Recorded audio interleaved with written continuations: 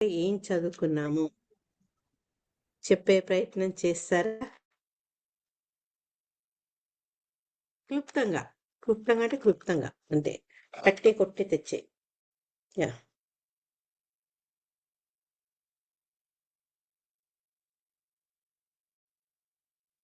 హరే కృష్ణ. హరే కృష్ణ మాతాజీ. చెప్పండి అమ్మా.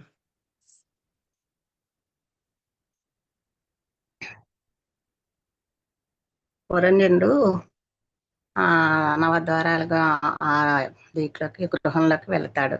అక్కడ ఆమెని చూస్తాడు. చూసిన తర్వాత ఆమె తాలూకా అందాలన్నీ మనకి 25 వరకు వర్ణించి, అందులోంచి అన్ని రకాల అందాల్లోని అతను ఆ పురంజనిని క్వశ్చన్లు చేస్తాడు. నువ్వు ఎవరు కుమార్తెవు, ఎక్కడి నుంచి వచ్చావు, ఏంటి అని వివరాలన్నీ అడుగుతాడు. అడిగిన తర్వాత ఆమె తర్వాత శ్లోకంలో సమాధానం చెప్తుంది. ఆ శ్లోకంలో నేను ఎవరినో నాకు తెలియదు, నాకేమీ తెలియదు, నేను ఎక్కడి నుంచి వచ్చాను, ఏంటి ఏమీ నాకు తెలియవు అని చెప్పి ఆమె సమాధానం చెప్తుంది. చెప్పిన తర్వాత అతను మళ్ళా ఆవిడని నువ్వు లక్ష్మీదేవి అనుకున్నాను, కానీ లక్ష్మీదేవి కాదు, ఆ భూమికి తాకుతాయి కదా పాదాలు, అంచేత వాళ్ళు దేవతలు అనుకుంటాం, అది కాదు. అలా కాకుండా నువ్వు చేతిలో కలువ పువ్వు లేదు కాబట్టి దాన్ని నువ్వు ఎక్కడ పడవేసావు, అంచేత నువ్వు ఏది కాదు, నువ్వు మానవాంగవే కాబట్టి నిన్ను చూడగానే నాకు ఇలా అనిపిస్తుంది, మరి అంచేత నువ్వు ఈ రకంగా నీ ఉద్దేశం ఏంటి అనేసి అడిగాడు. హరే కృష్ణ. హరే కృష్ణ. హరే కృష్ణ మాతాజీ, నేను మ్యూట్ లో ఉండి మాట్లాడుతున్నా మాతాజీ. సారీ, చెప్పండి పద్మజ. సారీ మాతాజీ. ఇది క్లుప్తంగా అయితే గనక నారదుడు ప్రాచీన బర్హి మీద దయతో ఆయన ఏంటంటే యజ్ఞాలు అతిగా చేయాల్సిన దానికంటే ఎక్కువ చూస్తూ ఈ భౌతిక కామ్యాలతోని ఉండి చేస్తూ ఉండటంతో ఆయన మీద దయతో వచ్చి, నాయన నువ్వు చేసేది ఇట్లా కాదు అని చెప్పడానికి వస్తారు.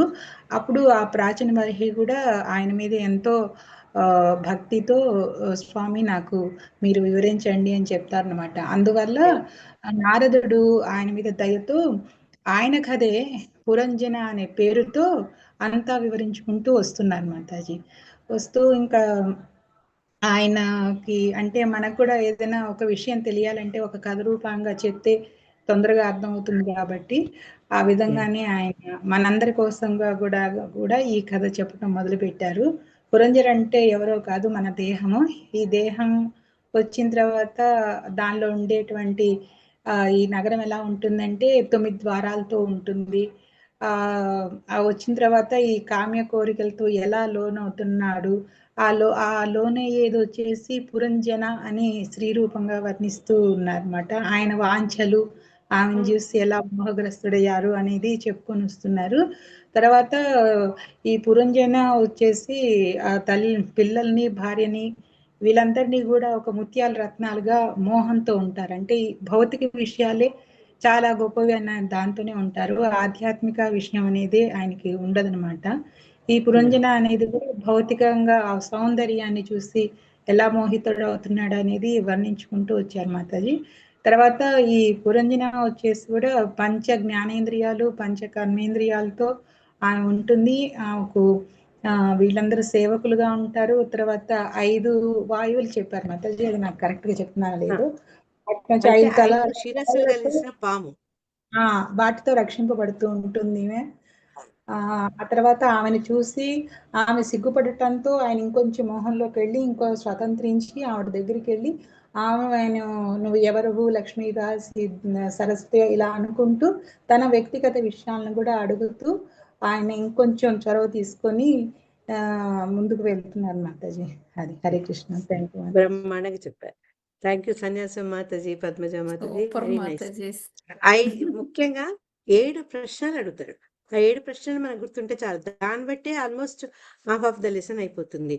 ఒకటి, ఎవరు నీవు, ఎక్కడి నుంచి వస్తున్నావు, నీ తల్లిదండ్రులు ఎవరు, తర్వాత ఇక్కడికి రావడానికి కారణం ఏంటి, నీ ఎంబడున్న ఈ 11 మంది రక్షక భటులు ఎవరు, తర్వాత వాళ్ళని అనుసరించి వస్తున్న అంతమంది స్త్రీలు ఎవరు, తర్వాత ఆఖరికి అడిగింది ఏంటంటే ఆ పాము. ఈ 11 రక్షక భటులను ఎందుకన్నారంటే మనస్సు ఇంద్రియాలు, కర్మేంద్రియాలు, జ్ఞానేంద్రియాలు, మొత్తం 11 మంది. తర్వాత ఈ పాము ఎవరు, నీ వెంబడి నిన్ను అనుసరించి వస్తుంది. దీంతో మొత్తం ఆల్మోస్ట్ ఒక 10-15 శ్లోకాలు దీని గురించే కవర్ చేస్తుంది. అంటే మనం గుర్తుంచుకోవాల్సింది ఏంటంటే, ఒక జీవి ఏ రకంగా మోహానికి పాలై, మోహం కారణంగా ఆకర్షణలకు చిక్కుకొని ఈ భౌతిక ప్రపంచంలోనే ఒక యోని నుంచి ఒక యోనికి, బ్రహ్మాండ భ్రమితే కోన తిరుగుతూ తిరుగుతుంది.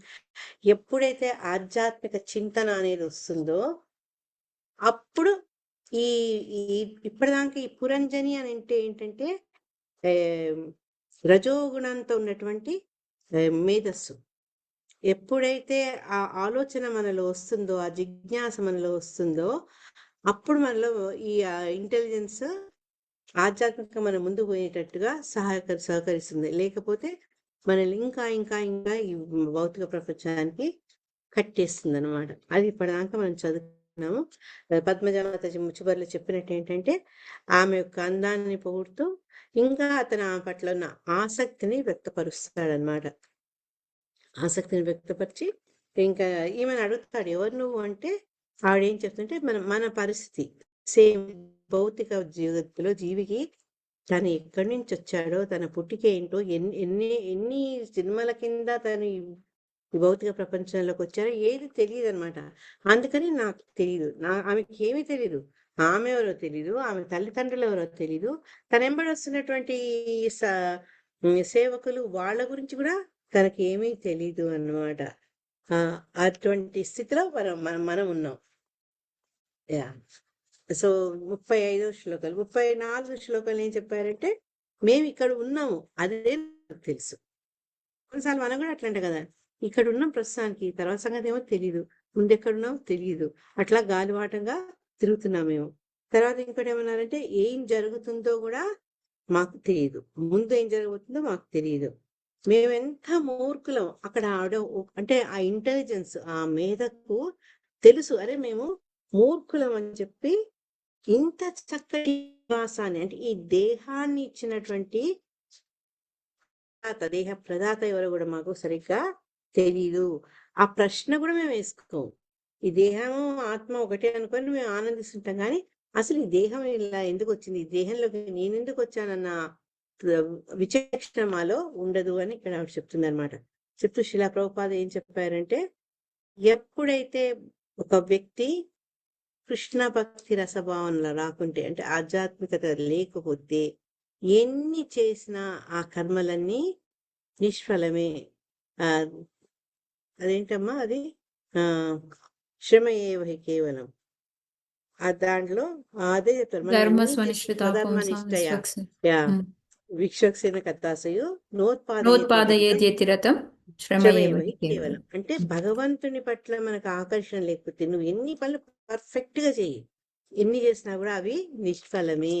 అంటే ఎందుకు నిష్ఫలం అంటే, పని చేసిన దానికి ఫలితం ఉంటుంది, అది మంచో చెడో ఉంటాయి, కానీ మనల్ని బంధాల్లోనే బంధిస్తుంటాయి, కానీ బంధ విముక్తి ఏవన్నమాట.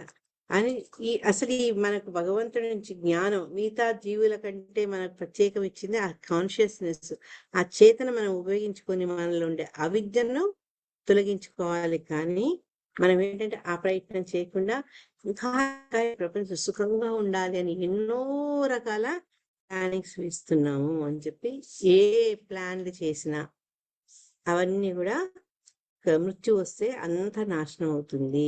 ఇప్పుడు చూస్తున్నాం కదా గల్ఫ్లో ఎన్నో చక్కటి భవనాలు, ఆ వింతలు, 10 మంది పర్యాటకులు వచ్చి చూస్తున్నారు. ఇప్పుడేముంది ప్రమాదం, ప్రతి దాని గురించి ప్రమాదం, పదం విపదం.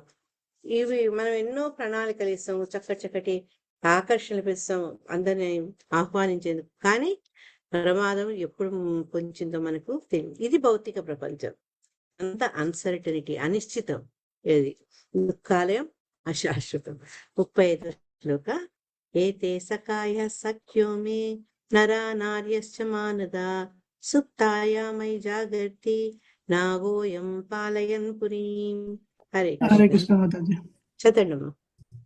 ఏతే సఖాయ సఖ్యో మే నరా నార్యశ్చ మానదా సుప్తాయాం మయి జాగర్తి నాగోయం పాలయన్ పురీం. మాననీయుడా, నా వెంటనున్న ఈ పురుషులు స్త్రీలు నా సఖులుగా తెలియబడుతున్నారు. ఎల్లప్పుడూ మేలుకొని ఉండేది ఈ సర్పము నేను నిద్రించినప్పుడు కూడా ఈ పొరమును రక్షించను. నేను ఇంత మాత్రమే ఎరుగుదును కానీ ఇంతకు మించి ఎరుగను. హరే కృష్ణ. హరే కృష్ణ. ఇక్కడ కూడా చూడండి, గ్యారంటీగా చెప్పట్లేదు వీళ్ళు నా సఖులని, నా సఖులుగా తెలియబడుతున్నారు అని చెప్తుంది అనమాట. ఎందుకంటే తనకు వాటి గురించి పరిపూర్ణమైనటువంటి జ్ఞానం లేదు. తర్వాత ఈ పాము ఏంటంటే ఎప్పుడు అలర్ట్గా, ఎప్పుడు మేల్కొనే ఉంటుంది. ఈ పురాన్ని, నవద్వారాలతో కూడుకున్నటువంటి పురం అంటే మన దేహాన్ని, నవరంధ్రాలతో కూడుకున్నటువంటి దేహాన్ని ఎప్పుడు అది రక్షిస్తుంది. అంతకంటే నాకు ఇంకేమీ తెలీదు, రక్షిస్తుందని తెలుసు కానీ ఇంతకంటే నాకు వివరాలు తెలియదు అని ఇక్కడ శ్రీల ప్రభుపాద వారి భాషలో మనం ఫస్ట్ లో చదువుకున్నాం. అంటే ఏంటి ఏంటి ఏంటి అనే దాన్ని ఇంకొంచెం వివరంగా చెప్పారనమాట. దాంట్లో ఏం చెప్పారు అంటే ఆ సర్పం ఏంటంటే ప్రాణశక్తి అని తెలుసుకున్నాం మనం ముందు. ఆ ప్రాణశక్తి ఎట్లా ఉంటుంది అంటే మనం ఈ దేహంతో మనం ఎన్ని కార్యాలు చేసినప్పటికీ, తర్వాత ఈ దేహము ఇంద్రియాలు అలసిపోయి పడుకున్నప్పటికీ ఈ ప్రాణశక్తి అనేది ఎప్పుడు కూడా యాక్టివ్ గా ఉంటుంది, అలర్ట్ గా ఉంటుంది అనమాట, పని చేస్తూనే ఉంటుంది. మనం గాఢ నిద్ర ఉన్నాం కదా అని మన ప్రాణశక్తి నిద్రించదు, అది ఎప్పుడు కూడా మెలకువగా ఉంటుంది. ఇంకోటి ఏంటంటే దానికి ఉదాహరణ ఏంటంటే మనం పడుకున్నా కూడా మన గాఢ ఎంత మంచి నిద్రలో ఉన్నా కూడా కళ్ళలు ఎన్నో వస్తుంటాయి మన లోపల, అదొక ఉదాహరణ అనమాట.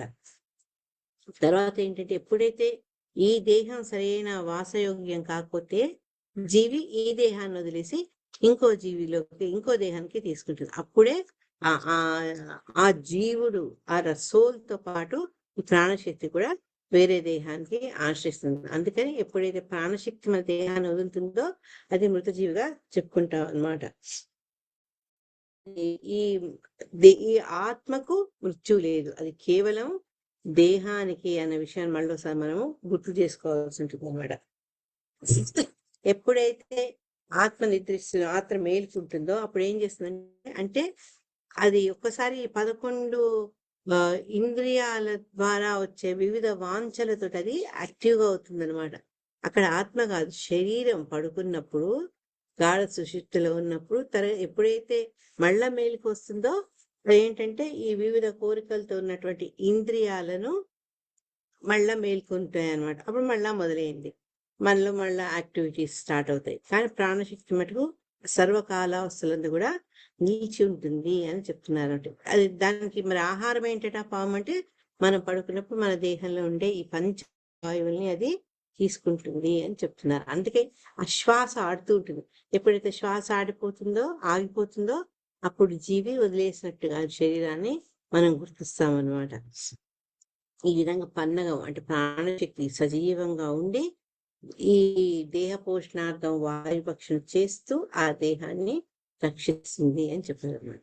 36వ శ్లోకంలో దృష్ట్యాగతోసి భద్రం తే గ్రామ్యాన్ కామాన్ బీప్ససే ఉద్యకిష్యామి తాస్తేహం స్వబంధు విరరిందమా. హరే కృష్ణ. 36. హరే కృష్ణ మాతాజీ. చదవండి.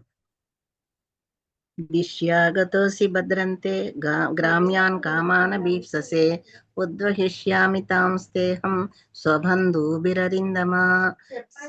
శత్రు సంహారక, నీవిచ్చటకు అరుదించుట నిక్కముగా నా భాగ్యమే. నీకు సమస్త శుభములు కలుగుగాక. నీవు ఇంద్రియ తృప్తి వాంఛన కలిగి ఉన్నావు. నేను నా సఖులు అన్ని విధములా నీ కోరికలను తీర్చుటకు సాయశక్తులా యత్నింతుము. హరే కృష్ణ. ఇలా ప్రభుపాదికి జై. ఇంద్రియ భోగార్థమే జీవుడు ఈ భౌతిక జగత్తునకు వచ్చి చేరును. స్త్రీ రూపమున ప్రత్యేకమయ్యడు అతని బుద్ధి శక్తి అనుసారము ఇంద్రియ తృప్తిని బడియుటకు అతనికి తగిన మార్గదర్శనము చేయగలదు. కానీ నిజమునకు బుద్ధి అనున్నది పరమాత్మని నుండియే కలుగగలదు, దేవదేవుని నుండియే. ఈ భౌతిక జగత్తునకు వచ్చినట్టు జీవునకు ఆ దేవదేవుడే సంపూర్ణమైన సౌకర్యము నసుగువాడై ఉన్నాడు. ఈ విషయమున భగవద్గీత యందు ఇట్లు తెలుపబడినది. వ్యవసాయాత్మిక బుద్ధి ఏకేహ కురునందన బహుశాఖా హయనంతాశ్చ బుద్ధయో వ్యవసాయిన. ఈ మార్గమున ఉన్నవారు స్థిర ప్రయోజనముతో ఒకే లక్ష్యమును కలిగి ఉందురు. ఓ కురునందన, స్థిర ప్రయోజనము లేని వారి బుద్ధి అనేక విధములుగా నుండును. భక్తుడు ఆధ్యాత్మిక అనుభూతి యందు పురోగమించినప్పుడు భగవత్ సేవయే అతని ఏకైక లక్ష్యముగా నుండును. ఇతరముగు ఎట్టి భౌతిక ఆధ్యాత్మిక కర్మలను అతడు పట్టించుకొనడు. పురంజనుడు సామాన్య జీవునికి ప్రాతినిధ్యము వహించగా ఆ యువతి సామాన్య జీవుని బుద్ధికి ప్రతీకయై ఉన్నది. వారు జతకూడినప్పుడు జీవుడు ఇంద్రియ తృప్తి నందు నెలకొనగా అతని భోగార్థము బుద్ధి సమస్త సదుపాయములను ఏర్పరచును. ఈ విధముగా జీవుడు మానవ జన్మలో ప్రవేశించినంతనే కుటుంబము, దేశము, ఆచారముల వంటి వానిచే బంధితుడగును. ఇవన్నీ భగవన్మాయే కలుగజేయబడును భగవన్మాయచే కలుగజేయబడును. అంతటి దేహాత్మ భావనలో జీవుడు ఇంద్రియ తృప్తికై తన శక్త్యానుసారము బుద్ధిని ఉపయోగించును. హరే కృష్ణ. హరే కృష్ణ. థ్యాంక్ యూ సన్యాసం మాతాజీ. మీరు ఈ పర్పోర్ట్ చదివారు కదా, ఈ దీంట్లో 2-3 విషయాలు మీకు ముఖ్యంగా గమనించింది ఏంటి చెప్పండి. ఏంటంటే ఈ స్త్రీ రూపంలో ఈ బుద్ధి స్త్రీ రూపంలో వస్తుంది. అది ఏంటంటే మనకి తృప్తి కోసమే. అది భౌతికంగా వచ్చినట్టు ఈ దేవుడికి ఈ ఆధ్యాత్మిక వీళ్ళు ఎవరైతే వాళ్ళైతే బయటకు వస్తూ ఉంటారో భగవంతుడి సేవయే వాళ్ళకి ముఖ్యంగా ఉన్న వాళ్ళకి ఈ స్త్రీ రూపంలో వచ్చి చేరింది కదా. దీని వల్ల అతనికి తృప్తి ఇంద్రియ తృప్తిలో ఉండిపోతారు కదా. అంచేత అతనికి ఏది కూడా సరిపడదు. అందులో సంతృప్తిగా భోగార్థమై ఉంటాడు. అంటే ఇదంతా ఈ భోగాలకు సంబంధించినదంతా ఈ బుద్ధి మనకి సదుపాయాలన్నీ చేస్తూ ఉంటుందని, ఈ కుటుంబము, దేశము ఇవన్నీ కూడా ఇందులో బంధితుడైపోతాడని ఈ బుద్ధి అనేది.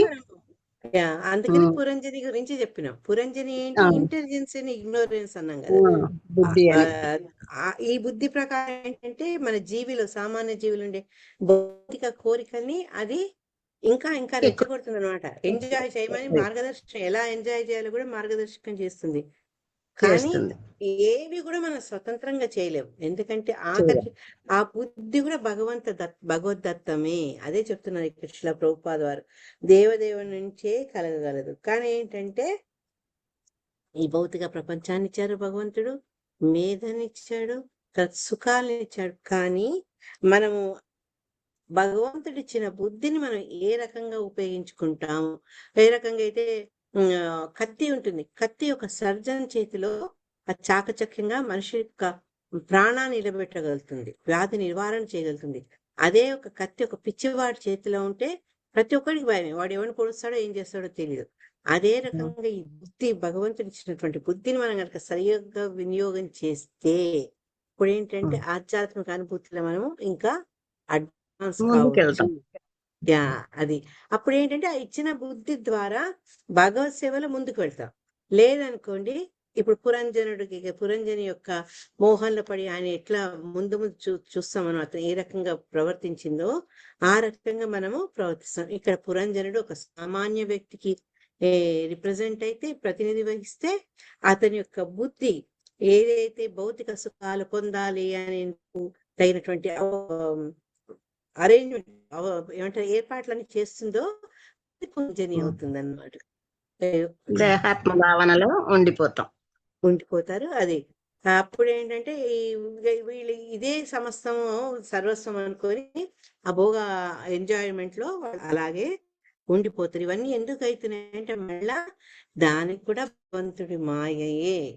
భగవంతుడి మాయ అంటే ఈ భౌతిక భౌతిక సృష్టి కూడా భగవంతుడి మాయే. కాబట్టి ఈ భౌతికత్వంలో మనం చిక్కుకొని ఇవన్నీ చేయడానికి అవకాశం ఇస్తారు. మళ్ళా భగవంతుడు ఏంటంటే నిజంగా దీంట్ నుంచి బయటపడాలి అని ఎవరైనా సిన్సియర్ ఉంటారో వాళ్ళకు భగవంతుడు అంతర్గతంగా బహిరంగ గురువు రూపంగా ఈ భౌతిక ఆకర్షణ నుంచి బయటికి వెళ్ళేటట్టు అది కూడా ఏర్పాటు చేశారు. సమస్తము భగవంతుడు అనే విషయం ఇక్కడ చెప్తుందన్నమాట.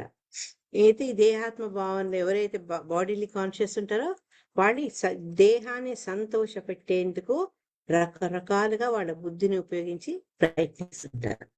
37వ శ్లోకంలో ఇప్పుడు ఈవిడ మాట్లాడుతుంది అనమాట, పురంజని మాట్లాడుతుంది.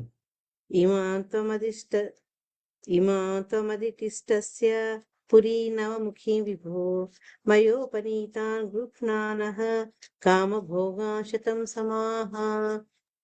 హరే హరే కృష్ణ కృష్ణ మాతాజీ చదవాలా చదవనా? మాతాజీ? హరే కృష్ణ. చదవండి. సరోజన మాత నెక్స్ట్ మీరు చదవండి. ఇప్పుడు లక్ష్మీమాత సరే చదువుతున్నారు. సరే మాతాజీ. చదవండి. హరే కృష్ణ. ఇమాం త్వమధిష్ఠతిష్టస్వ పురీం నవముఖీం విభో మయోపనీతాన్ గృహ్ణానః కామభోగాన్ శతం సమాహ.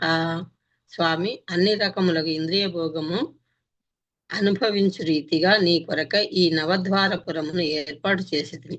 నీ విచ్చట 100 సంవత్సరములు నివసింపవచ్చును. నీ ఇంద్రియ భోగార్థము సమస్తమును వసగదెను. Yeah, thank you. మీరు ఒక్కసారి భాషను చదివే ముందు ఒక్క మాట చెప్తారు. ఇక్కడ ఏం చెప్పారు? ఆ ఈ ఆ, బుద్ధి బుద్ధి తగినటువంటి ఏర్పాట్లు చేస్తుంది అని చెప్పారు కదా. బుద్ధి శక్త్యానుసారం ఇంద్రియ తృప్తి పడిసేందుకు తగిన విధంగా మార్గదర్శకం చేస్తుంది, ఏర్పాటు చేస్తుంది.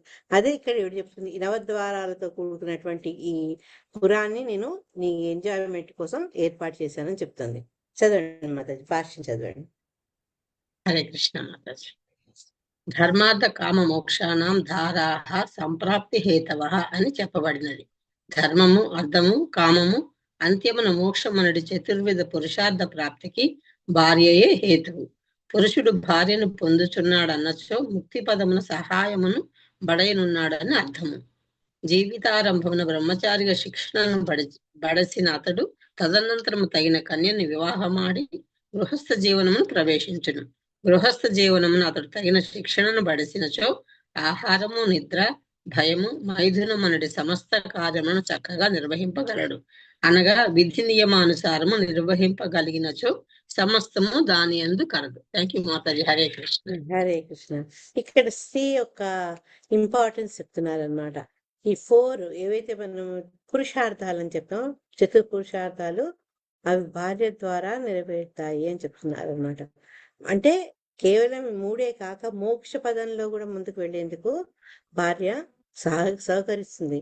అందుకని ముందు బ్రహ్మచారిగా అతను ప్రాపర్ గా ట్రైన్ అయ్యి, మనము 3rd క్యాంటర్లో నేర్చుకున్నాం, బ్రహ్మచర్యం కఠినంగా ఫాలో చేస్తూ అన్ని రకాలుగా శిక్షణ గురువు ద్వారా పొందినాక అతను ఏంటంటే సమయం వచ్చినప్పుడు అనువైన వధువును వివాహం చేసుకొని వాడు గృహస్థ జీవితంలో అడుగు పెడతారనమాట.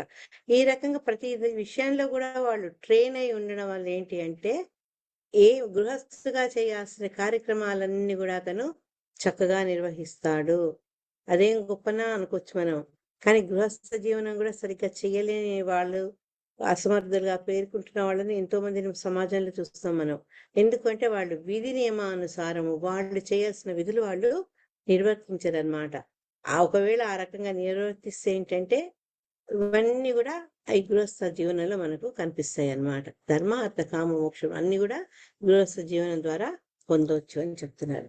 38వ శ్లోక. కమ్ను తదన్యం రమయే హరతి జ్ఞమకోవిదం అసంపరాయాభిముఖ మశ్వస్తనవిదం పశుం. సారీ, చదవండి. హరే కృష్ణ మాతాజీ. ప్రణామ మాతాజీ.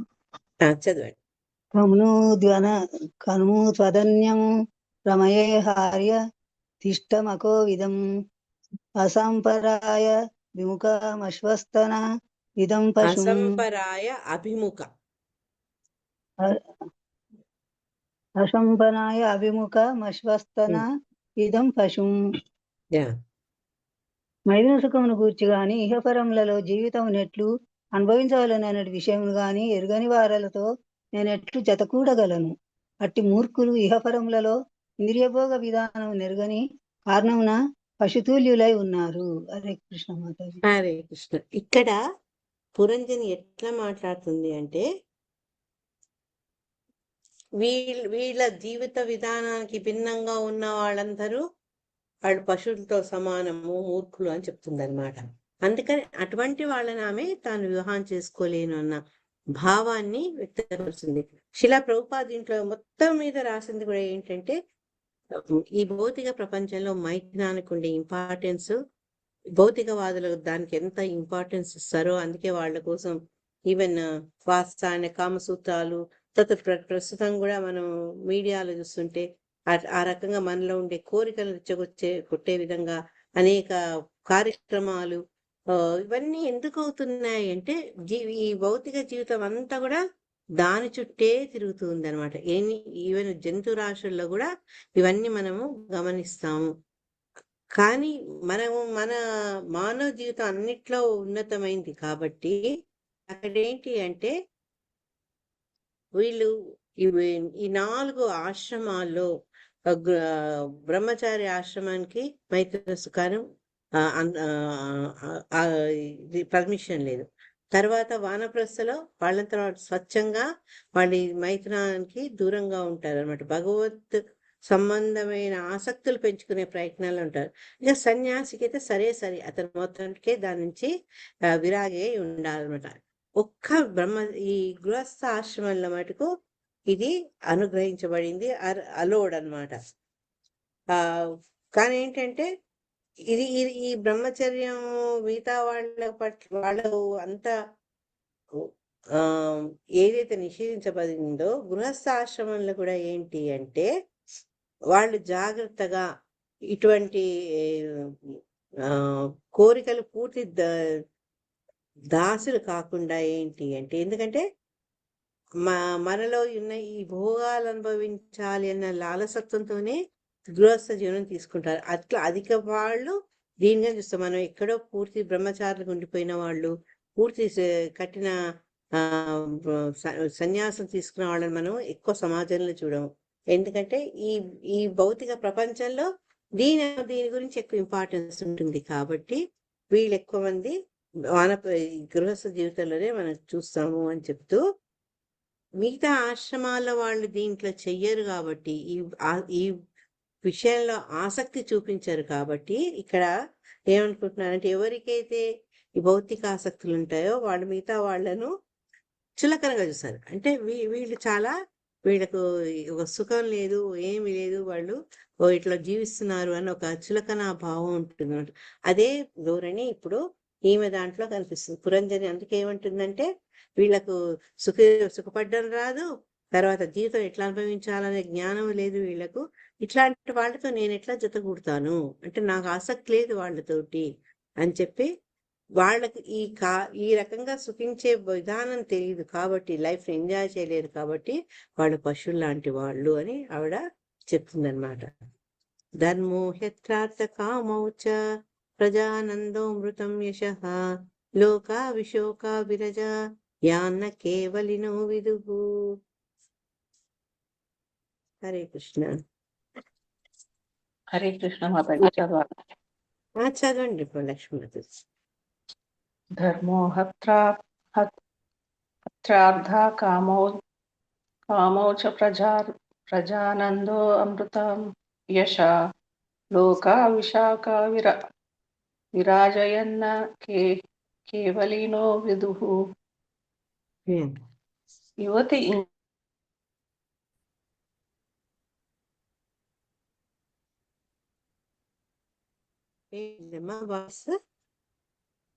యాక్షన్ పోయింది వింటుంది. అది ఇంతకుముందే మాట కొంచెం డిస్టర్బింగ్ గా వచ్చింది.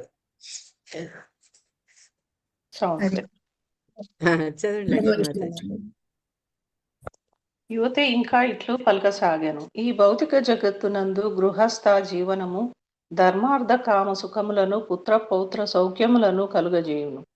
అటు పిమ్మట పురుషుడు మోక్షమును యశస్సును కూడా బడయవచ్చును. యజ్ఞఫలము చే అతడు ఉన్నత లోకములను పొందగలడు. ఇటువంటి సుఖము ఆధ్యాత్మిక వాదులకు తెలియదు. అట్టి సుఖము వారి ఊహకు కూడా అందదు. హరే కృష్ణ మాతాజీ. హరే కృష్ణ. అట్లా జోడు పెట్టుకోలే మాతాజీ, అక్షరాలుగా అనిపిస్తలేవు. ప్రయత్నించారు కదా.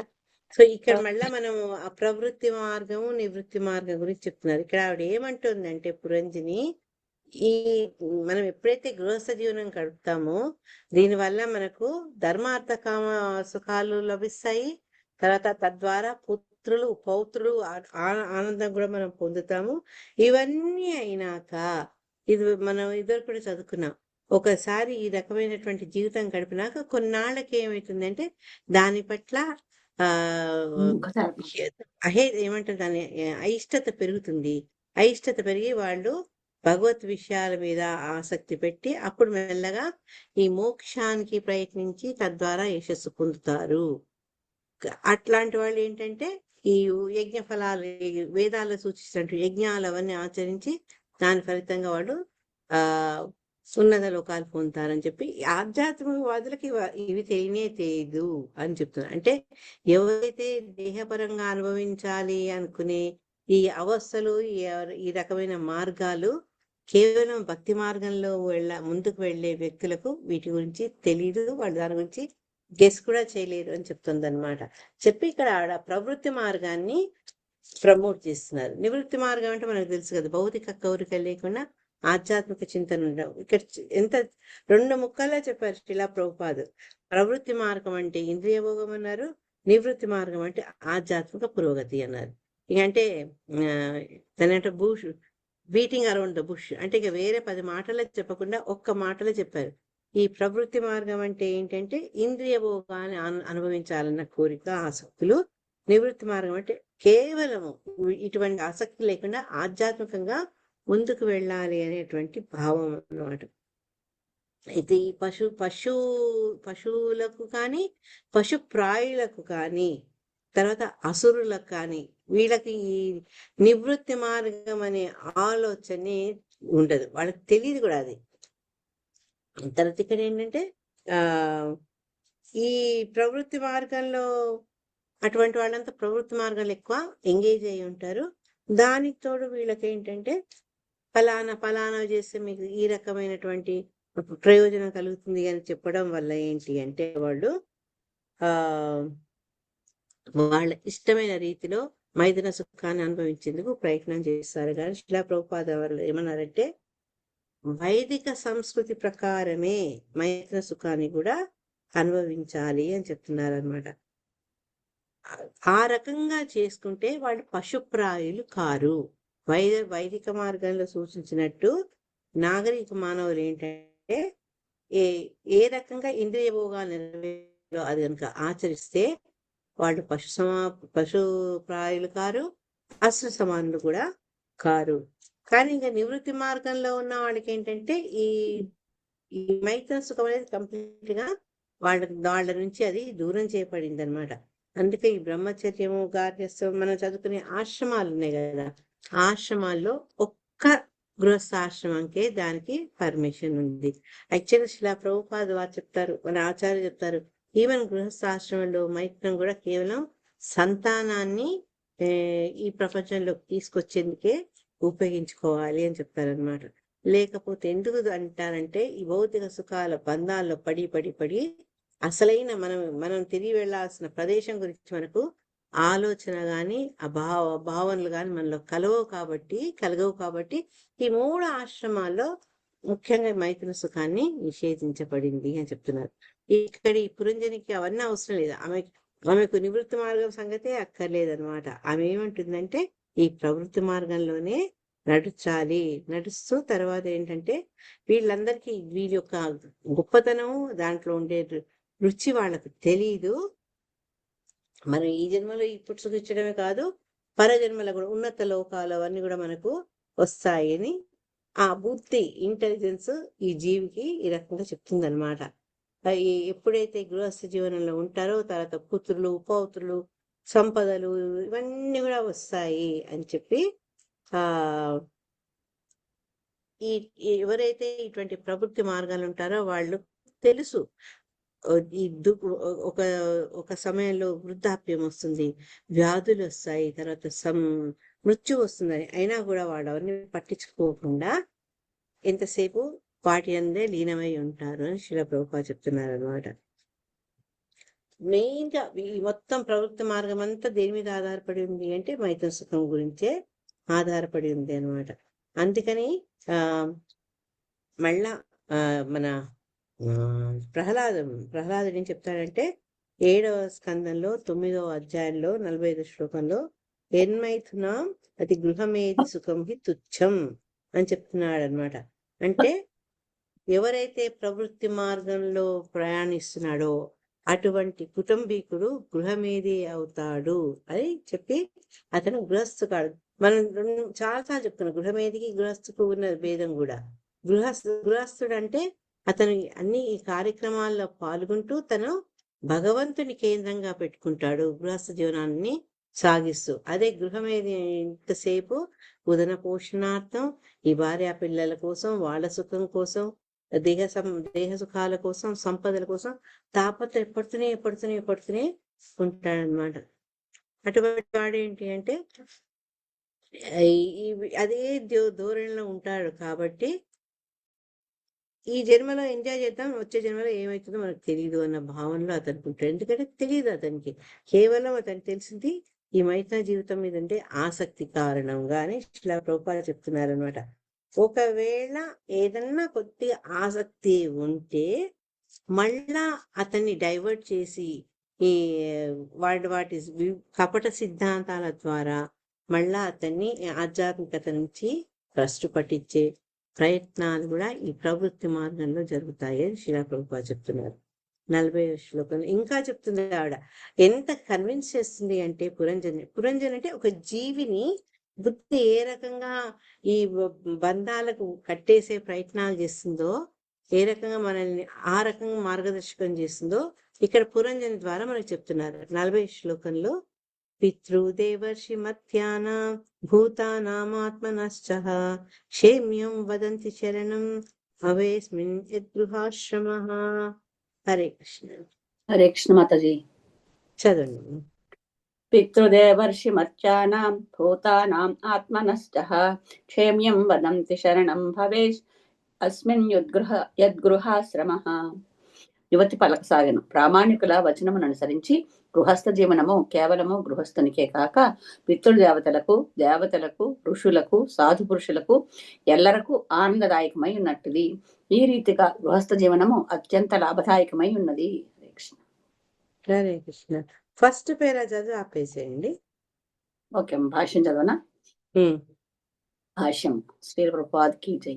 వైదిక విధానం అనుసరించి జీవుడు ఈ భౌతిక జగత్తులో జన్మించినప్పుడు రుణగ్రస్తుడవుతున్నాడు. సూర్యుడు, చంద్రుడు, ఇంద్రుడు, వరుణుడు వంటి దేవతలు జీవనావసరములను వసగుదురు కనుక వారికి అతడు రుణపడి ఉండును. ఉష్ణము, కాంతి, నీరు, ఇతర ప్రకృతి సదుపాయములను మనము దేవతల అనుగ్రహము వలననే పొందుచున్నాము. దేహమును, వంశపారంపర్య ఆస్తిని, బుద్ధిని, సాంఘిక జీవనమును, మైత్రిని, ప్రేమను ఒసిగినట్టి పితృదేవతలకు కూడా మనము రుణపడి ఉందుము. అదే విధముగా రాజనీతి, సామాజిక విజ్ఞానములకై జనసామాన్యమునకు మరియు గుర్రములు, గాడిదలు, సునకములు, పిల్లులు వంటి నిమ్మన జంతుజాలమునకు కూడా మనము రుణపడి ఉన్నాము. ఈ రీతిగా జీవుడు భౌతిక జగమున మానవ రూపంలో జన్మించినంతనే రుణగ్రస్తుడవుతున్నాడు. ఆ రుణములనన్నింటినీ అతడు తప్పక తీర్చవలసి ఉండును. అతడట్లు చేయనిచో జన్మ మృత్యు వలయములో మరింతగా చిక్కుబడును. కాని అతిగా విషయానురక్తుడైన గృహమేధి తాను ముకుంద పాదారవిందములను ఆశ్రయించినచో శీఘ్రమే అట్టి రుణముల నుండి విముక్తుడు అగుదునని ఎరగజారుడు.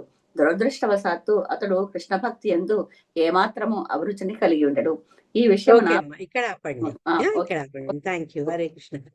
ఇదివరకు నేను చెప్పారు, శ్రావణి మాత చెప్పింది అంటే ఒక జీవి ఎవరెవరికి ఎందుకు పడ్డారు అనేది అది ఇక్కడ శ్రీల ప్రభుపాదులు కూడా చక్కగా మనకు వర్ణించారనమాట. అంటే ఈ దేవతల ద్వారా మనం ఎన్నో బహుమతులు పొందుతున్నాము, అందుకే వాళ్లకు రుణపడి ఉన్నాము మనము. తర్వాత ఈ మన పితృదేవతలు ఏంటంటే వాళ్ళ మూలంగా వంశపారపర్యము, ఆస్తి, బుద్ధి మొదలైనవన్నీ కూడా వాళ్ళ ద్వారా వస్తాయి. కాబట్టి పితృదేవతలను పూజిస్తాం. తర్వాత జీవరాశులు, జంతువులన్నీ మనం సేవిస్తున్నాయి, మనకు సాయం చేస్తున్నాయి కాబట్టి వాళ్ళను, ఋషులకు కూడా మనము రుణగ్రస్తులై ఉంటాం. ఆ రకంగా అందరికి రుణం పడి ఉంటాం అనమాట. ఆ రుణం పడి ఉండడం వల్ల ఏంటంటే మనం ఈ భౌతిక జన్మ తీసుకున్నప్పుడు, భౌతిక జన్మ అంటే ఈ భౌతిక శరీరాన్ని తీసుకున్నప్పుడు ఆ రుణాలు తీర్చుకునే ప్రయత్నం మనము చేయాల్సి వస్తుంది అనమాట.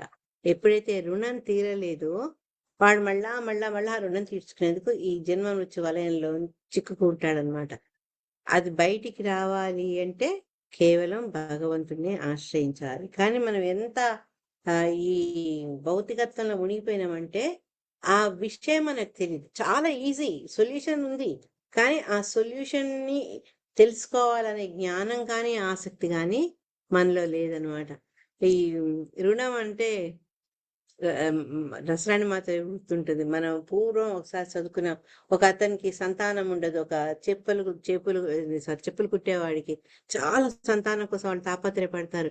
తర్వాత వాళ్ళు ఎన్నో ప్రయత్నాలు చేసి ఆఖరికి ఒక సాధువు చెప్పులు లేకుండా వెళ్తూ ఉంటాడు రోజు స్నానానికి, నది స్నానానికి. అప్పుడు వాళ్ళ మనసులో ఒక చిన్న ఆశ పుడుతుంది. రోజు అక్కడ చెప్పులు చేసి పెడతాడు, కానీ సాధువు వాటిని తీసి వాడుకోడు అనమాట. అతను అన్ని పరిత్యజించిన వాడు అనమాట. కానీ ఒకసారి ఏంటంటే మండు టెండలో నడుస్తుంటూ ఆ జరిగిన అసౌకర్యానికి అతను ఆ చెప్పులు తీసుకుంటాడు అనమాట, చెప్పులు వేసుకుంటాడు. కానీ ఎవరు కనపడరు ఆ చెప్పులకు డబ్బు ఇద్దామంటే. ఆ రకంగా పాపం అతను రుణపడిపోతాడు అనమాట. రుణపడిపోయినాక అతన్ని ఎప్పుడైతే దేహాంతం అవుతుందో వీళ్ళకు కుమారుడుగా పుడతాడు. పుట్టినాక ఇతను ఏం చేస్తాడంటే చెప్పులు కుట్టేవాడు భార్యతో చెప్తాడు, నువ్వు ఎప్పుడు కూడా నీ కొడుకు చేతి నుంచి నువ్వు చిల్లి పైసా కూడా తీసుకోకూడదు అని చెప్తాడంట. భార్యకు అర్థం కాదు ఎందుకో, కానీ భర్త చెప్తాడు కదా, అనుకూలవతి భార్య కాబట్టి ఆమె కూడా అట్లే అతని మాట వింటుంటది. కొన్నాడు ఇతను ఏం చేసేవాడు అంటే రోజు రాత్రిపూట పహారా ఇచ్చేవాడు అనమాట, రాజ్యమంతా తిరుక్కుంటూ. ఒకసారి అతనికి హెల్త్ బాగాలేకపోతే అతని స్థానంలో ఈ పెరిగిన కొడుకు అన్నమాట, ఆ కొడుకును పంపిస్తాడు. అతను జాముకు ఒక శ్లోకం చెప్తూ ఉంటాడు అనమాట. చెప్తుంటే ఆ రాజు వింటారు, అరే ఇతను సామాన్యుడు కాదని చెప్పి అతని సభకు పిలిచి అతన్ని సన్మానించి పంపుతాడనమాట. ఆ సమయంలో ఇతను తండ్రి ఉంటాడు ఇంట్లో, తల్లి ఉంటుంది. తల్లి ఉంటే ఆ రాజుగారి పట్టులు రావడము, వాళ్ళు అంత నగలు, పట్టు వస్త్రాలు అన్నీ తీసుకొస్తారనమాట. తీసుకొస్తే ఆవిడ ఆ ఎక్సైట్మెంట్ లో భర్తకి ఇచ్చిన మాట మర్చిపోయి తన కొడుకు తీసుకోమనగానే తీసుకుంటుంది. అంతే. ఆ తర్వాత వాళ్ళు ఆ పుత్రుడి నుంచి ఏమంటారు సపరేట్ అయిపోతారు అనమాట. అప్పుడు తండ్రి వచ్చి అంటాడు, అరే నేను తీసుకోవద్దన్నా కదా, ఇది ఎవరో కాదు, ఆ సాధు మనకు రుణపడినందుకు మన సంతానంకి వచ్చి మనం సేవిస్తున్నాడు, ఇప్పటితోటి అతని రుణం తీరిపోయింది, అందుకే మనల్ని వదిలేసి వెళ్ళిపోయాడు అని చెప్తాడు అనమాట. సో అంటే ఎప్పుడైతే మనం వాళ్లకు రుణపడి ఉంటామో ఆ రుణం తీర్చుకునేదాకా మనం ఈ దేహాన్ని మళ్ళా తీసుకోవాల్సి వస్తుంది. పితృ రుణము, మాతృ రుణము, తర్వాత దేవతల రుణము, ఋషి రుణము, ఇవన్నీ కూడా మనకు అంత సులభంగా పోవు అనమాట. అవి ఎప్పుడు పోతాయి అంటే ఎప్పుడైతే భగవంతుని పట్టుకుంటామో ఆటోమేటిక్ గా అన్ని పోతాయి అన్నమాట. భగవంతుని యథార్థరోర్మూల నిషేచనైన ఆయనను గనక మనం ఆశ్రయిస్తే ఇంకా ఎవ్వరి మీద వాళ్ళ రుణాలు తీర్చాల్సిన అవసరం మనకుండదు. కాబట్టి ఇదంతా ఒక భక్తుడికి అన్వయించదు. భక్తులకు ఎవరి రుణము తీర్చక్కర్లేదు. భగవంతుని ధ్యానంలో ఉన్న భక్తుడు ఎవరికి రుణపడి లేడు. ఇది రసరాణి మాతాజీ కూడా చెప్పింది. మనము అయితే 2-3 అధ్యాయాల ముందు కూడా మనం చదువుకున్నాం ఇది. హరే కృష్ణ.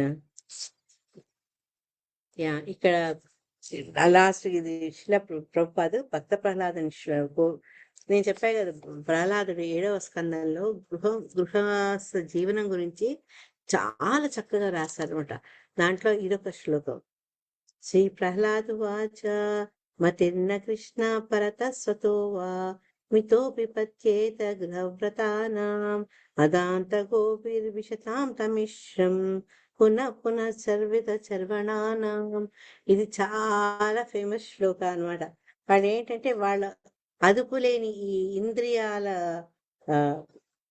ఇంద్రియాల దాడి వల్ల ప్రజలు ఏంటంటే వాటి యొక్క ఆసక్తుల వల్ల ఈ భౌతిక జీవనంలో ముందుకు సాగుతూ ఈ భౌతిక కోరికలతో ముందుకు సాగుతూ తర్వాత ఏంటంటే నరక మార్గంలో నడుస్తారు అని చెప్తున్నారు. ఎవరు? ప్రహ్లాదుడు చెప్తూ ఏ రకంగా అంటే మనం చెరుకు కనుక వాడు చెరుకు రసం పోతే ముందు తీస్తాడు, మళ్ళా తీస్తాడు, మళ్ళా దాన్ని 4 మడతలు చేసి మళ్ళా రసం తీసేది చేస్తాడు కదా. ఆ రకంగా మనము జీవితాన్ని వృధా చేసుకుంటాం అన్నమాట. ఈ ఎంతసేపు ఇంద్రియాలను తృప్తిపరిచే ఈ కార్యంలో ఎప్పుడు కూడా భగవంతుడి పట్ల ఆసక్తి కలగడనమాట. అటువంటి గృహమేధులు వాళ్ళేంటంటే ఒకడు చెప్పినా వాళ్ళు అర్థం చేసుకోలేరు. వాళ్ళు స్వయంగా ఈ భోగవాంఛల నుంచి దాటి ఒక సన్మార్గంలోకి వెళ్ళాలన్న ప్రయత్నాలు కూడా వాళ్ళు చేయలేరు. లేకపోతే ఈ 2 అంటే వాడికి ఇంట్రెస్ట్ ఉండదు, ఒకటి చెప్పినా కూడా వినడు. ఆ విషయాన్ని మన భక్త ప్రహ్లాద 7వ స్కందంలో చెప్తారనమాట. గృహవ్రతుడు అంటే గృహమేది, గృహాన్ని చాలా శ్రద్ధగా గృహస్థ జీవితాన్ని గడుపుతున్నవాడు అనమాట. అతను గృహమేది. వాడికి ఏంటంటే ఎంతసేపు ఈ మైథున సుఖమే అన్నిటికంటే ఇంపార్టెంట్, సర్వస్వము. అట్లాంటి వాళ్ళకి ఈ కృష్ణ భక్తి రసభావన అని చెప్తే అది కొంచెం భయంగా కలవరాన్ని కలిగిస్తుంది అంటున్నారు అనమాట. వాళ్ళు ఇంతకుముందు మన ఈ ప్రహ్లాదుడు చెప్పినట్టు అతనికి తనకు స్వయంగా ఆసక్తి లేదు, ఇంకోటి చెప్పిన అయినారు. ఇక్కడ వీడేం చేస్తారంటే అందరితో చర్చించి ఇంకా ఏ రకంగా నేను ఆనందాన్ని అనుభవించాలి అని తెలుసుకుంటాడు, కానీ కృష్ణ భక్తి ఎలా చేయాలి, దాంట్లో ముందుకెళ్ళాలి అన్న ఆసక్తి అతనిలో కనపడదు అనమాట. ఇవి 41, 42 శ్లోకాల్లో పురంజని అతన్ని పొగుడుతుంది, నువ్వు హీరోవయ్యా అని. అతను ముందు కూడా చెప్పుకున్నాడు కదా, ఆమెను ఆకర్షించింది తను రాజు అని, చాలా ప్రసిద్ధి కలవాడని, అవన్నీ ఇప్పుడు ఈవిడ కూడా చెప్తుంది అనమాట. పురంజని కానామ వీర విఖ్యాతం పదాన్యం ప్రియదర్శనం నా వృణీత ప్రియం ప్రాప్తం మాదృశీ త్వాదృశం పతిం. హరే కృష్ణ. చదవాలా? 1 సెకండ్. విజయలక్ష్మి మాత చదవండి. వైకుంఠేశ్వరి మాతాజీ నేను అదే అర్థమైంది. కృష్ణవేణి మాతాజీ మీరు చదివారు, మీరు చదవండి. ఓకే మాతాజీ. ప్రణామం. ప్రణామం. మమ వీర విఖ్యాతం వదాన్యం దర్శనం నా వృణిత ప్రియం ప్రాప్తం మాదృశం పతిం.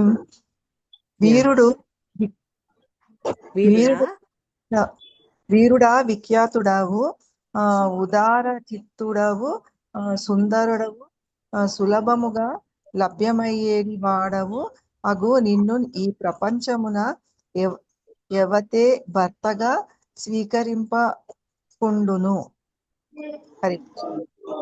చదవండి, భాష్యం చదవండి, చిన్నదే ఉంది. భర్త భార్యకు గొప్ప వీరుడే అయి ఉండును అనగా, ఓ స్త్రీ పురుషుడిని ప్రేమించినప్పుడు అతడు పరమ సుందరునిగా ఉదారునిగాను గోచరించును. నిజమునకు ఒకడు ఇంకొకరికి ప్రియదర్శనుడు కానిదే వారతనికి జీవితమును అంకితము చేసేది అవకాశం లేదు. కోరినంత సంతానమును భార్య కోసగేది కారణంన భర్త ఉదారునిగా భావించబడును. ప్రతి స్త్రీ సంతానమును కోరియుండును కనుక ఆమెను సంతృప్తి పరిచిన సంతానమును నొసగు భర్త పరమోదారుడని తలంపబడును. కేవలము సంతానం నొసగుట ద్వారానే గాక ఆభరణములను అన్న వస్త్రాదులను ఒసగుట ద్వారా భార్యను అదుపులో ఉంచుకొని భర్త ఉదారుడగును. ఆ విధముగా సంతృష్టుడు చెందిన భార్య తన భర్త సాంగత్యమును నెన్నడును వీడదు. స్త్రీ సాధారణంగా ఇల్లు, ఆభరణములు, వస్త్రములు, సంతానమును వంటి వానిని ఎడ ప్రియమును కలిగి ఉందురు. కనుక భార్యను సంతృప్తి పరుచుటకు భర్త కొన్ని ఆభరణములు నొసగవలెను. మను సంహిత ఉద్దేశించుచున్నది. ఈ రీతిన స్త్రీ సమస్త భౌతిక సుఖములకు కేంద్ర బిందువై ఉన్నది. ఈ సందర్భంలో ఇంకా అక్కర్లేదు, లాస్ట్ థ్యాంక్ యూ. సో ఇక్కడ ఏం చెప్తున్నారంటే, మనం అనుకున్నాం కదా, తావలసింది రంభ తాముడిగింది గంగా అంటే, ఎప్పుడైతే ప్రేమ అనేది ఉంటుందో అది మన దృక్పథం మారిపోతుంది. ఇక్కడ భర్త కూడా భార్య గొప్ప వీరులాగా అనిపిస్తాడు. ముందు ఆమె ఏమంటుందంటే, నీకు అన్ని గుడ్ క్వాలిఫికేషన్స్ ఉన్నాయి, నువ్వు చాలా ప్రసిద్ధి చెందినవాడు, మంచి హృదయం గలవాడివి, చక్కగా కనిపిస్తున్నావు, తర్వాత అది నా సులభంగా లభ్యమయ్యేవాడివి, నీలాంటి వాడిని భర్తగా ఎవరు తీసుకోరు అంటే ఎందుకు తీసుకోను నేను అని చెప్తుంది అనమాట.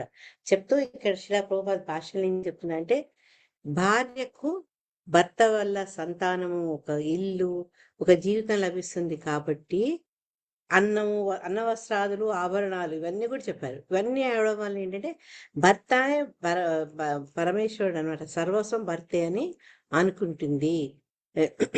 అందుకని ఏంటంటే అట్లా సంతోషం చెందినందువల్ల ఆ భర్త భార్య భర్తకు చాలా సబ్మిసివ్ గా అంటే అణువుగా ఉండి ఎప్పుడు అతన్ని నిరాకరించదు అని చెప్తూ, ఆ రకంగా ఉంచాలి అంటే భార్యలకు భర్తలు నగలు మధ్య మధ్యలో కొనియాలి అని చెప్పి మను సంహిత అంటుంది. పూర్వకాలం అంత చేయకపోయేవాడు, కానీ ఇప్పుడు ప్రజెంట్ జనరేషన్ వాళ్ళు ఏదో ఒక దానికి చిన్న చిన్న గిఫ్ట్లు ఇచ్చి భార్యను సంతోషపెట్టడం బాగా తెలుసు వీళ్ళకు.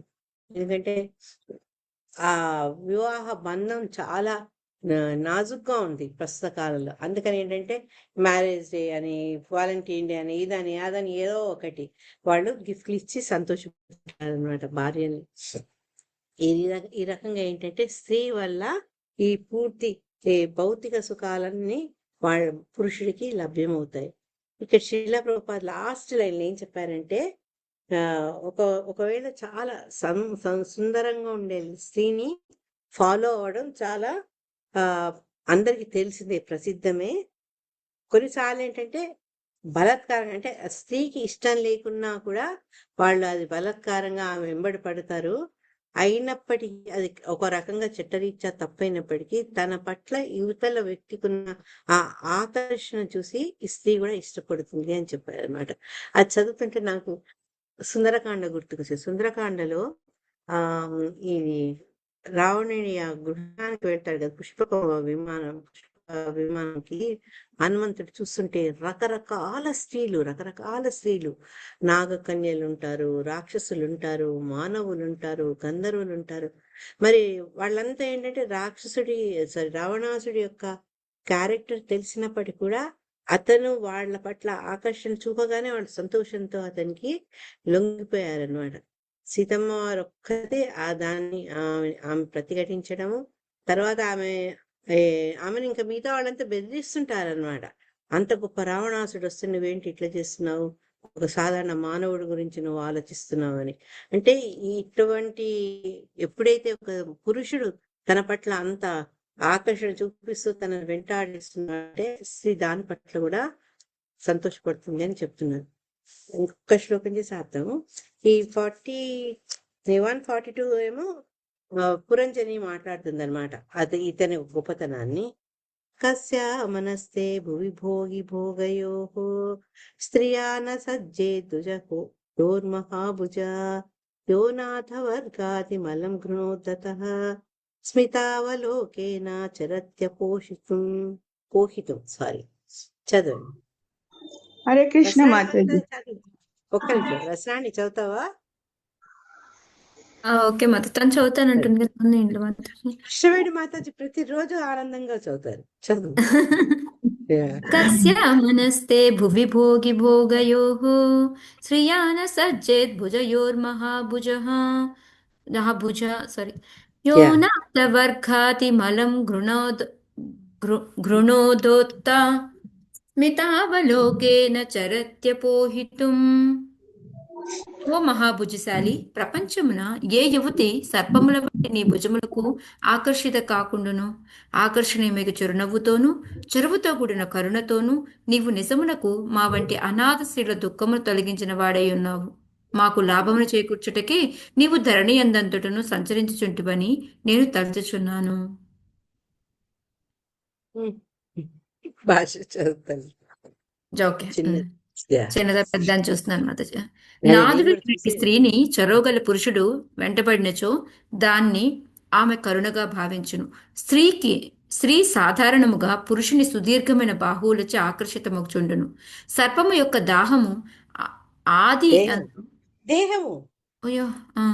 సర్పము యొక్క దేహము ఆది యందు గుండ్రముగా నుండి చివరి భాగము సన్ననయుండును. సర్పం యొక్క దేహం. ఓకే. పురుషుని సుందరమైన భుజములు స్త్రీకి సర్పముల వలె గోచరించును. అటువంటి భుజములచే కౌగలింపబడవలని ఆమె మిక్కిలి అభిలషించును. అనాథ వర్గ అను పదము ఈ శ్లోకంలో ప్రధానమైనది. నాథ అనగా భర్త, ఆ అనగా రహితము అని భావము. భర్త లేనట్టి యవ్వనవతి అనాథయని అనగా రక్షణ లేనట్టిదని పిలువబడును. యవ్వనవతి అయినంతనే స్త్రీ కామవాంఛచే కలవరమునకు గురి అగుచుండును. కనుక యవ్వనవతి ఎగుటకు ముందే ఆమెకు వివాహం చేయుట తండ్రి యొక్క బాధ్యత. లేనిచో భర్త లభించని కారణమున ఆమె మిగులు సంతృప్తురాలు కదా. అదే మాతాజీ సంతప్తురాలు. అది ఓకే, యా కరెక్ట్. ఆమె మిగుల సంతప్తురాలై ఉండును, ఎప్పుడు చింతతో ఉంటుంది అని. ఆ వయసులో ఆమెకు తన కామవాంఛను తీర్చెడివాడు గొప్ప ఆనందదాయునిగా గోచరించును. యవ్వనమున తన కామవాంఛను తీర్చిన పురుషుని అతడు ఎవరైనప్పటికీ జీవితాంతము స్త్రీ ప్రేమించుట వాస్తవమైన విషయము. కాని భౌతిక జగత్తునందలి అట్టి నామమాత్రపు ప్రేమ కామ సంతృప్తే గాని మరేది కాదు. అన్నీ చెప్పి మళ్ళీ చూసారు ప్రభుపాదుల వారు. అదే ఈ భౌతికవేత్తలు అంతా మనం ప్రేమ ప్రేమ అనుకుంటాం కానీ ఆ ఐడియలిస్టిక్ ప్రేమ లేదు. ఇదంతా కూడా కామవాంఛలే అని చెప్తున్నారు. ఎప్పుడైతే స్త్రీ అనాథగా ఉంటుందో, పెళ్లి కాని యువతి ఎప్పుడైతే తనకు భర్త లభిస్తాడో ఇంకా అతనే సర్వస్వం అనుకుంటుంది. ఎందుకంటే ఈ సమాజంలో పెళ్లి కాలేదన్న దాని నుంచి తనను విడిపించాడు కాబట్టి ఆ భర్తనే ఆశ్రయిస్తుంది. ఆ భర్త చేతులు చక్కటి పోలిక, అంటే భుజాల దగ్గర వెడల్పుండి చేతులు చేపచ్చినప్పుడు సన్నగా అవుతాయి కదా, అట్లే పాము చేతుల్లాగా చెప్తున్నారు అనమాట. చెప్పి ఆ చేతుల్లో ఆమె స్వాంతన పొందుతుంది, రక్షణ పొందుతుంది అనమాట. తర్వాత ఇది కూడా అనాథ అంటే భర్త లేని స్త్రీ, అంటే వివాహం కాని స్త్రీ, ఆవిడను అనాథ అంటారు అని చెప్పుకుంటూ, ఇక్కడ మనం సామాన్యంగా అనాథ అంటే నాదుడు లేనివాడు. అది అనాథ మనం జనరల్ యూజ్ చేసే తల్లిదండ్రులు లేకపోయినా అనాథలు అనుకుంటాము. తర్వాత వాళ్ళకు సరైనటువంటి పరిస్థితులలో జీవించిన వాళ్ళు కూడా వాళ్ళు అనాథలనే అంటాము, దరిద్రులు అనుకుంటాం. ఇక్కడ మటుకు వీళ్ళు ఏం చెప్తున్నారంటే భర్త లేని స్త్రీలు వాళ్ళలో ఉండే కోరికలు మళ్ళా ఆ భర్తనే తీరుస్తాడు కాబట్టి ఆ దొరికిన భర్త వాళ్లకు సర్వస్వం అవుతాడు. ఎటువంటి వాడు కానీ జీవితాంతం అతనికి ఆమె అటువంటి అతని మీద ప్రేమ పెంచుకుంటుంది. స్త్రీ సహజ స్వభావం. భర్త అనగా పోషించేవాడు, భరించేవాడు. అందుకని ఎప్పుడైతే వివాహ బంధంలో చిక్కుకుంటుందో అప్పటి నుంచి ఆ భర్తను ప్రేమించడం, గౌరవించడం మొదలు పెడుతుంది. దీనికి అన్నిటికీ ఏంటంటే ప్రేమ కంటే ఎక్కువ అంతర్గతంగా ఉండే ఈ కామ సంతృప్తి ఇంకేది కాదు అని శిలా ప్రభుపాదులు వారు చెప్తున్నారు. సో ఇక్కడికి ఆపేస్తా నేను, ఎందుకంటే మళ్ళీ 41, 42 ఒక రకం శ్లోకాలు అయితే 43, 44 అవి రెండు సిమిలర్ మీనింగ్ అనమాట. అంటే కంటిన్యూషన్ శ్లోకాలు అవి. దాంట్లో ఏం చెప్తున్నారంటే పెళ్లి చేసుకున్నాక మనం ఏ రకంగా ఆనందిస్తాము అనే విషయాన్ని చెప్పడము. వాళ్ళు దాన్ని చక్కటి వర్ణన ఆచార్యులు ఏం చెప్తారంటే 3 రకాల అవస్థలకు ఈ పురంజనుడు లోనవుతాడు అని చెప్తారు అనమాట. సో ఇప్పటిదాకా మనం చదువుకున్నది ఒక్కసారి చెప్పుకుందాము. 31 శ్లోకంలో ఆమె ముఖాన్ని చూపిమని అడుగుతాడనమాట. నువ్వు ఇంతసేపు నీ మొహం చూపించలేదు, ముసుగులో ఉన్నావు, నీ ముఖాన్ని చూపించమన్నా అని అడుగుతారనమాట. అడిగితే దానికి ఏంటి అంటే మనలో ఉండే అవిద్య అంటే మన భౌతిక ఆకర్షణలు, భగవంతుడి పట్ల సరైనటువంటి ఆసక్తి కానీ అవగాహన లేకపోవడం అవిద్య. ఈ మొత్తం అవిద్య అంతా రూపొందినట్టుగా ఆమె ముఖం ఉంటుంది కాబట్టి దాన్ని చూపించాలి అనుకుంటున్నాడు అనమాట. ఎప్పుడైతే ఆ సుందరమైన ముఖం చూస్తాడో, ఆమె యొక్క సౌందర్యం చూస్తాడో, అదేంటి అంటే మనలో ఉండే వాసనలు, అంటే రకరకాల రంగు, రుచి, శబ్దము, స్పర్శ ఇవన్నీ ఉంటాయి కదా, ఇవన్నిటిని మనం ఆనందించాలి, భోగించాలి అనే ఆసక్తి. అందుకే నీ ముఖాన్ని చూపించమని అడుగుతాడు అనమాట. 32 శ్లోకంలో పురంజని కూడా ఈ పురంజనుడి పట్ల ఆకర్షితురాలవుతుంది. చెప్పి అప్పుడు ఇతను అడిగిన ప్రశ్నలకు జవాబు చెప్పడము, నేనెవరో నాకు పేరు తెలీదు, నా తల్లిదండ్రులు ఎవరో తెలీదు, అసలు నేను ఇక్కడ ఎందుకున్నానో తెలియదు, వీళ్ళందరూ నా పక్కన ఉన్న వాళ్ళు, వీళ్ళెవరో కూడా నాకు తెలియదు అంటారు. మనం గుర్తుంచుకోవాల్సిందంటే ఈ భౌతిక ప్రకృతిలో ఈ జీవి ఏంటంటే అసలు ఎంత అజ్ఞానంలో ఉంటుంది అంటే ఎందుకు వచ్చానో, ఎక్కడికి వెళ్ళాలి, ఈ యొక్క భౌతిక అంటే భౌతిక సృష్టి కారణభూతులు ఎవరు అటువంటి ఆలోచన చేయరు. అంటే ఇండైరెక్ట్ గా చెప్పాలంటే భగవంతుడి గురించి ఆలోచించదు. తర్వాత ఆవిడేం చెప్తుంది అంటే వీళ్ళంతా నా అదృష్టం కొద్ది ఇట్లా నువ్వు కలిసావు, వచ్చి నువ్వు నన్ను వివాహం చేసుకుంటా అనుకుంటున్నావు, నీలో భోగించాలన్న కోరికలు చాలా ఉన్నాయి, కాబట్టి నేను ఈ స్త్రీలందరూ కూడా నీ కోరికల్ని మేము తీర్చేందుకు ప్రయత్నిస్తాము అని చెప్తుంది అనమాట. చెప్పి నువ్వు ఈ నగరంలో ఉండొచ్చు, ఈ నవద్వారాలతో కూడుకున్న ఇంట్లో 100 ఏళ్ళు ఉండొచ్చు అని చెప్తుంది అనమాట ఆవిడ. దీని గురించి మన నెక్స్ట్ శ్లోకాల 100 ఏళ్ళు అనేది ఏదో ఇంకొంచెం ఎక్స్ప్లెనేషన్ వస్తుంది అనమాట. తర్వాత నీ భోగాలను తీర్చేందుకు అన్ని ఏర్పాట్లు నేను చేస్తాను అక్కడ ఆవిడ షూరిటీ ఇస్తుంది. చెప్పి ఎవరైతే ఈ జీవితంలో ఏం కోల్పోతారో తెలుసుకోలేరు, ఎవరైతే భౌతిక ఆనందాల గురించి ఆలోచించలేరో వాళ్ళంతా పశుప్రాయులు అని ఆవిడ ఉద్దేశాన్ని ఆమె చెప్తుంది. అంతేకాదు తాగబోతున్నాడు అనుకోండి, వాడు మిగతా వాళ్ళు ఏమనుకుంటాడు, వీడికి ఏం తెలుసు, తాగితే ఎంత మజా వస్తుందో, స్వర్గం తలుపు తీసినట్టు ఉంటుంది, పిచ్చివాళ్ళు వీళ్ళకి తెలియదు అనుకుంటాడు. ఈ రకంగా ఎవరైతే ఏ అలవాట్లనే వాళ్ళు మిగతా వాళ్ళు ఎవరికి అయితే అలవాట్లేవో వీళ్ళ ఇష్టం వాళ్ళు ఎందుకు పనికిరాని వాళ్ళు అనమాట. ఇక్కడ కూడా ఆవిడ అదే ధోరణి వ్యక్తపరుస్తుంది అనమాట. ఈ నివృత్తి మార్గంకి వెళ్ళే వాళ్లకు ఈ ఆనందం తెలియదు. ఇల్లు, పిల్లలు, భార్య, సంతానము, తర్వాత నగలు, నాణ్యాలు ఇవన్నీ కూడా వాళ్ళకి తెలియదు కదా. అట్లాంటి వాళ్ళని నేను చేసుకోను, నాకు ఎటువంటి వ్యక్తి కావాలి అన్న విషయాన్ని ఆమె చెప్తుంది అనమాట. చెప్పేసి ఇక్కడ ధర్మం గురించే ఆవిడ ఎక్కువ సృష్టిస్తుంది, కానీ తమో గుణంతో ఉన్నటువంటి బుద్ధి మోక్షాన్ని గురించి ఆమె అంతగా వ్యక్తీకరించదనమాట. చెప్పుకుంటూ గృహస్థ జీవితం చాలా హ్యాపీగా ఉంటుంది అని చెప్తుంది అనమాట. అంటే ఈ రకంగా మనల్ని ఒక జీవిని మన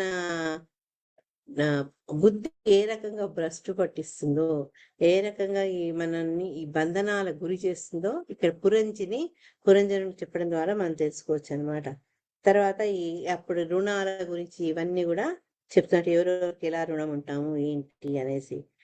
కానీ శిలా ప్రభుపాద ఏమంటే ఎవ్వరికీ రుణం ఉండక్కర్లేదు. భగవంతుని ఎప్పుడైతే ఆశ్రయిస్తామో ఈ భౌతిక జీవితంలో ఎవ్వరికీ రుణం ఉండక్కర్లేదు, దానికోసం మళ్ళా పుట్టనక్కర్లేదు అని శ్రీ ప్రభుపాద చెప్తారనమాట. చెప్పి ఇక్కడ ఆవిడ 41, 42 శ్లోకాల్లో అతని యొక్క యశస్సుని, అతని సౌందర్యాన్ని, అతన్ని పూడుతుంది. తర్వాత నీ చేతిలో నాకు రక్షణ వస్తుంది అని ఆమె తన ఆశ్వాసన వ్యక్తపరుస్తుంది అనమాట. ఇదైనాక ఇంకా రేపు వాళ్ళు ఎలా జీవితాన్ని గడుపుతారు, పురంజని దినచర్య ఏంటి, అవన్నీ నెక్స్ట్ శ్లోకాలు తెలుసుకుందాం. హరే కృష్ణ. గ్రంథరాశి భాగవతానికి జై.